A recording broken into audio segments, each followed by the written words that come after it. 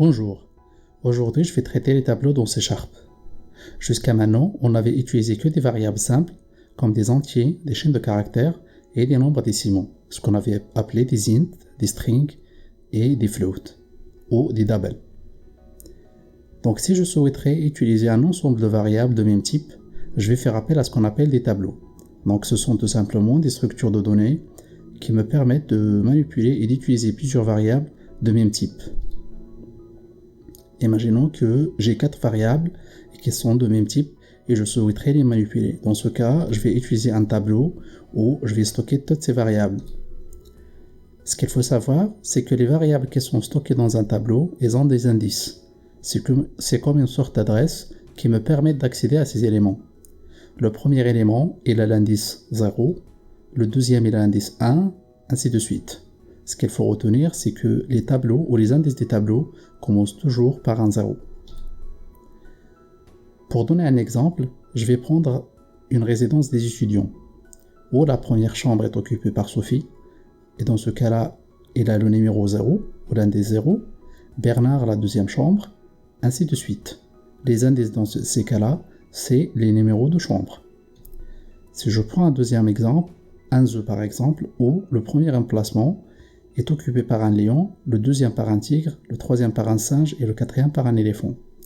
Dans ce cas-là, les indices, c'est une sorte de numéro d'emplacement. Pratiquons cette notion de tableau en utilisant Visual Studio. Donc la première étape, c'est comment déclarer un tableau. Déclaration de tableau. Pour cela, il y a plusieurs méthodes.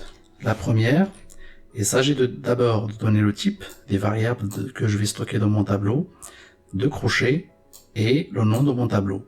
Si je veux stocker des strings ou des chaînes de caractères dans mon tableau, il suffit de faire ici un string. Pareil pour les doubles ou pour les nombres décimaux, je peux écrire double ou float. Ça dépend de la taille de mes nombres décimaux. Donc pour une première fois, je vais utiliser un tableau des nombres entiers. Pour cela, je vais mettre int mon tableau.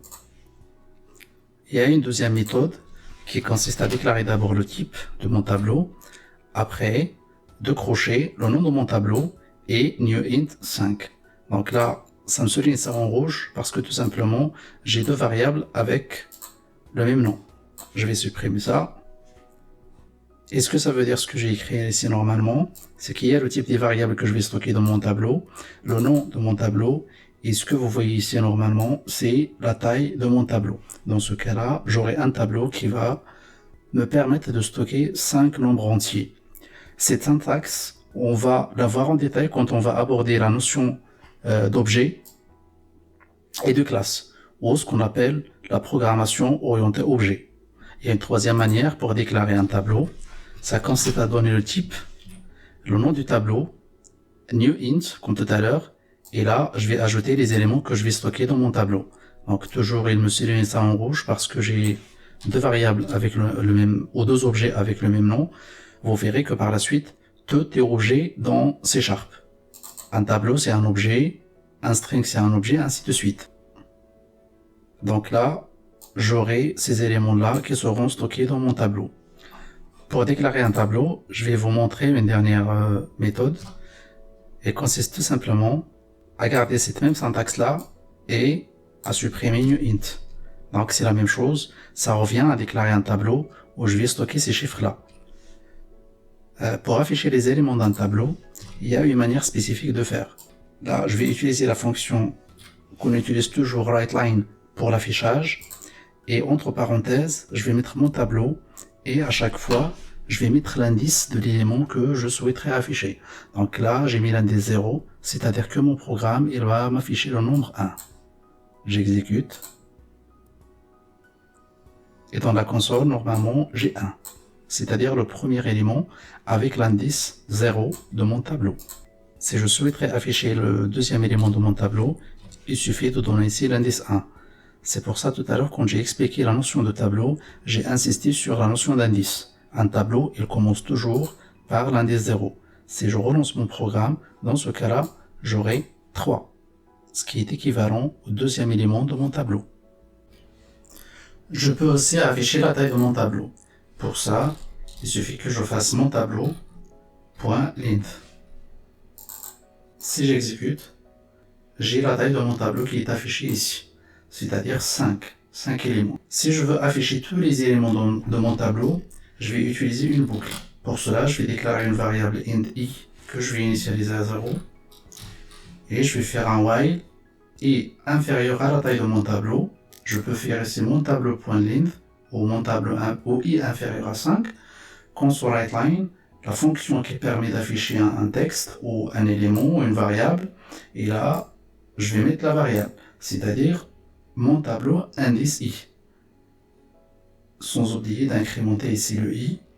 Ce qui se passe, c'est que tout simplement, i sera incrémenté à chaque fois, et à chaque fois, il va m'afficher dans un premier temps mon tableau indice 0, dans une deuxième fois mon tableau indice 1, ainsi de suite. Donc je parcours le tableau en utilisant les indices. Si j'exécute mon programme, j'aurai normalement tous les éléments qui sont affichés ici. Sachez que vous pouvez utiliser les autres boucles qu'on a déjà vues, for, and do while, pour faire le même traitement d'affichage.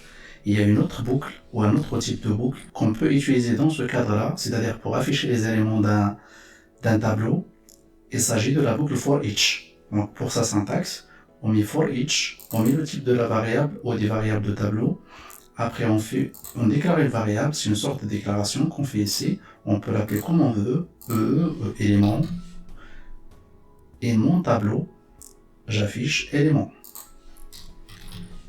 Il fait exactement la traduction for each, c'est-à-dire pour chaque élément qui est dans mon tableau, affiche-moi cet élément-là. Donc si j'efface ce que j'ai déjà écrit au début, j'exécute mon programme, j'ai normalement tous les éléments qui sont ici. Généralement, c'est la syntaxe, aussi la boucle, qu'on utilise pour afficher les éléments d'un tableau. La boucle for each me permet aussi de faire d'autres traitements.